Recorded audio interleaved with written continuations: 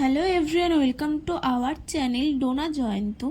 আমি ডোনা চলে আসলাম তোমাদের কাছে আর একটা নতুন মিনি ব্লগ নিয়ে।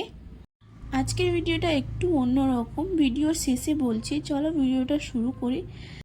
ওইদিন খুব সকাল সকাল ঘুম থেকে উঠেছিলাম, উঠেই বাসি ঘরে কিছু কাজ সেরে চান করে চলে গেছিলাম ঠাকুরের দিকে। প্রথমে গোপালকে চান করিয়ে নিয়েছিলাম, তারপরে মহাদেবের মাথায় দুধ গঙ্গা জল ঢেলে পুজো শেষ করি, কারণ ওই দিন ছিল সোমবার, তার উপরে ছিল কার্তিক পুজো।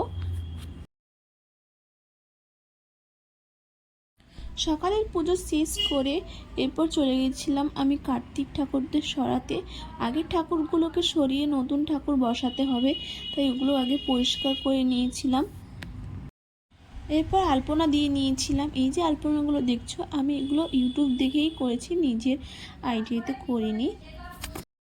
আলপনা দেওয়া শেষ করে আমি ঘট বসিয়ে নিয়েছিলাম।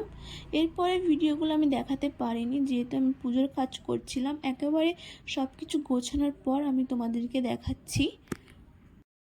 আমার দুই রাজপুত্রকে কেমন লাগছে তোমরা কমেন্ট বক্সে জানিও।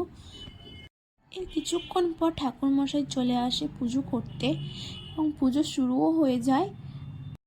এর কিছুক্ষণ পর পুজো শেষ হয়ে যায়। এরপর গোবিন্দভোগের চালের ভাত আর আলু সেদ্ধ করে নিয়েছিলাম। এরপর আমি আমার বর দুজন মিলে খেয়ে নিয়েছিলাম। ভিডিওটা এই পর্যন্ত। যদি ভালো লাগে লাইক, কমেন্ট, শেয়ার এবং সাবস্ক্রাইব করবে। টাটা।